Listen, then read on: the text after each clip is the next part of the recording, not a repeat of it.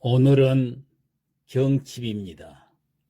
경칩은 우수와 춘분 사이에서 청명 전에 도래하는 24절기 중 세 번째인 음력 2월 절기로 동면하던 벌레가 봄철을 맞아 땅거죽을 열고 나온다고 해서 10개자를 써서 개칩이라고 하는데, 춘분점을 기준으로 태양이 환경 345도에 위치한 때이며 양력으로는 3월 5일경입니다. 이 무렵은 날씨가 따뜻해져서 초목의 싹이 트고 동면하던 동물이 깨어 꿈틀대기 시작한다는 의미에서 개칩이라는 명칭이 정해졌는데, 실은 중국의 그 한경제의 이름이 개라서 이를 피해서 개칩을 경칩으로 바꿔 불렀다고 합니다. 경칩의 경자는 말이 화들짝 놀란다는 뜻이고, 칩자는 벌레가 기어 나온다는 의미로 새봄에 겨울에는 안 보이던 벌레들이 구멍 같은 데서 기어 나오니 말도 놀라서 펄쩍 뛴다는 선인들의 풀이가 재미가 있습니다. 봄이 시작된다는 입춘이 지나도 아직은 추위가 계속되어 보통 경칩은 지나야 진짜 봄이 시작된다고 할 수 있습니다.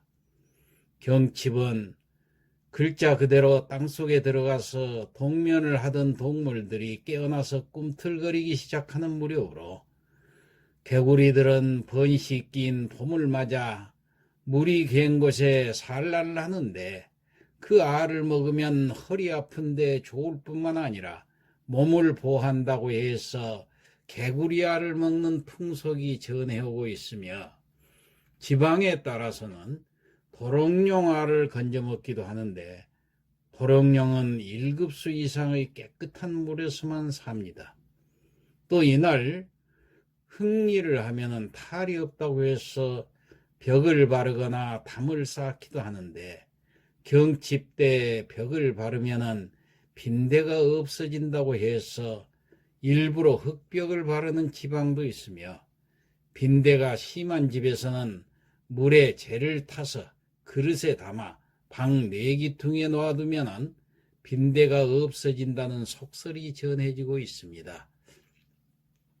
그리고 이날 보리싹의 성장 상태로 한 해의 보리농사 풍흉을 점쳤다고 합니다.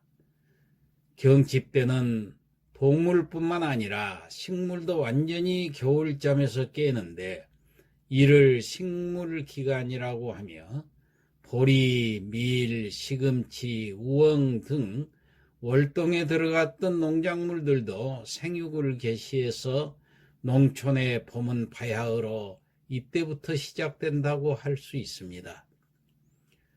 농경에서는 씨를 뿌리는 수고가 없으면 가을에 결실을 거둘 것이 없듯이, 경칩 때부터 부지런히 서두르고 씨를 뿌려야 풍요로운 가을을 맞이할 수 있는 것입니다.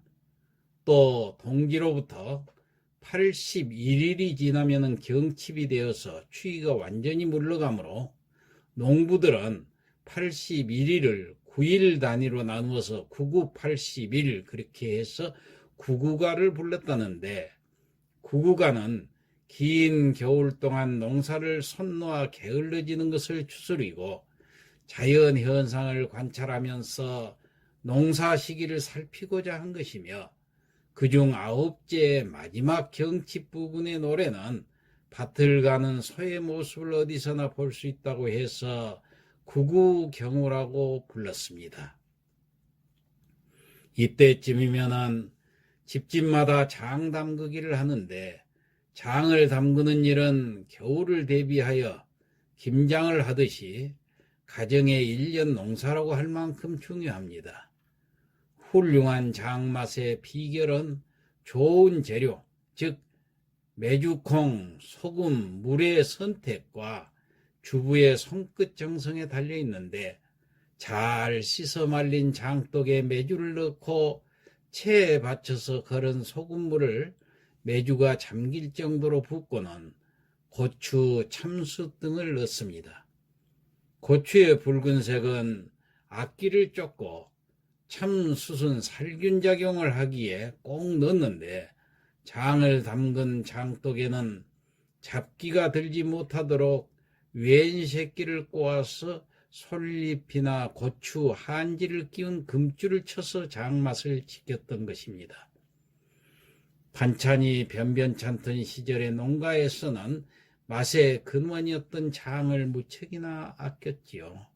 날이 완전히 풀리는 경칩때가 되면은 겨우내 인분이 쌓인 변소를 푸는데, 인분은 직접 논밭에 뿌리기도 하지만은 집 한켠에 쌓인 퇴비더미를 파고 묻어서 몇 달간 잘 썩힌 다음에 파내어 거름으로 논밭에다 내었습니다. 퇴비더미는 두엄이라고 하는데, 두엄은 인분이나 외양간에서 나온 쇠똥, 또 돼지 우리에서 나온 돼지똥, 염소똥, 닭똥, 누에똥 등 각종 찌끼가 섞인 거름으로 주재료는 역시 똥입니다. 금비를 양약이라고 한다면 퇴비는 한약이라고 할 수 있는데, 농토의 보약과 같은 퇴비는 지력을 높이는 성질이 있어 우리 조상들이 퇴비 만들기에 열을 올린 이유도 바로 이 지력 증진을 통한 생산량 향상에 있었던 것입니다.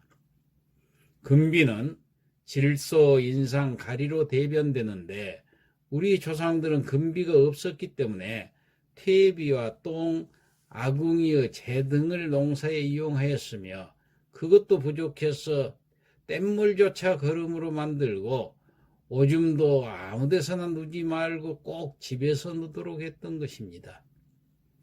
봄 기운은 날로 완연해지고 세상의 만물들은 기지개를 켜고 활동에 들어가는데, 농부들도 겨우내 묵은 먼지를 뒤집어 쓰고 녹슬어 가던 농기구들을 정비함으로써 봄을 맞을 준비를 합니다. 이때는 얼음만 녹는 것이 아니라 겨우내 움츠렸던 초목들도 새 계절을 맞을 준비를 해서 양지 바른 곳에서는 모진 겨울을 이겨낸 잡초에도 언뜻 녹색빛이 들기 시작하고, 나무에도 물이 오르는데 고로쇠 나무나 단풍나무와 같이 수관이 발달한 나무에 상처를 내서 수액을 받아먹는 것도 이 즈음의 풍습인 것입니다.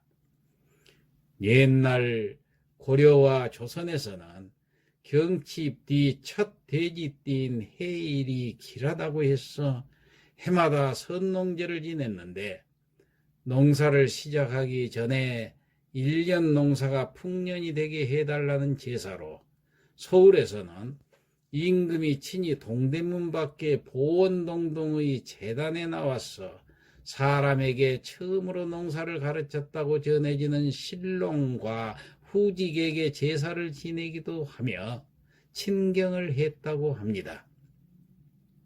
농부들은 이때부터 농기구를 준비해서 한 해 농사를 시작했으며, 이것이 전해 내려와 지금도 농사를 경칩 이후에 시작한다고 합니다. 한편 경칩은 예로부터 남녀가 사랑을 고백해온 연인들의 날로 우리나라의 토종 신토불이 발렌타인데이라고도 할 수 있는데, 옛날에는 경칩이 되면은 젊은 남녀들이 서로의 사랑을 확인하는 징표로 은행알을 선물로 주고받으며 은밀히 은행을 나누어 먹는 풍습도 있었다고 합니다. 은행나무는 암수가 구별이 있어 서로 마주보고 있어야 열매를 맺는데, 굳이 가까이 하지 않고 그저 마주보고만 있어도 사랑이 오가고 결실을 맺기 때문에 은행나무는 순결한 사랑의 상징이 된 것입니다. 따라서 선조들은 사랑의 날이기도 한 경칩이 되면은 순결한 사랑을 위해 은행알을 서로 주고받으면서 제대로 뿌리를 내리면 천년을 지속하는 이 은행나무의 질긴 생명처럼 서로의 사랑이 아주 오래도록 지속되기를 맹세했고 또 빌었던 것입니다. 조선 초에 편찬된 농서인 사시 찬요초에 보면은 당시 젊은 남녀들은 정월 대보름 무렵에 은행알을 구해두었다가 남성은 세모난 은행알, 여성은 두모난 은행알을 서로 마주보면서 깨어 먹었다고 하며, 은행알은 세모난 것이 숫은행이고 두모난 것은 암은행이라고 하였을 뿐만 아니라, 당시의 사랑하는 남녀들은 밤이 되면 은행나무를 돌면서 서로 은밀하게 사랑을 고백했다고 합니다. 이러한 기록을 볼 때 서양 사람들이 초콜릿으로 달콤한 사랑을 표현했다면, 우리 조상들은 천년을 산다는 은행나무 열매를 서로 주고받으면서 영원한 사랑을 맹세했던 것입니다. 서양의 사고가 물질적인 데 반하여 동양의 사고는 다분히 상징적이고 정신적이며, 서양의 애정 표현이 직설적이고 설명적이라면 동양의 애정 표현은 다분히 상징적이고 은유적인 경향이 짙다고 하겠습니다.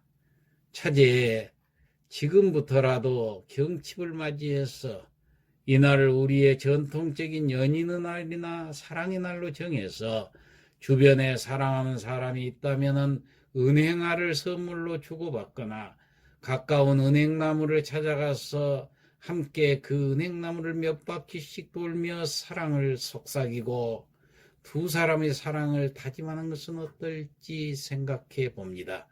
자, 이상 마치겠습니다.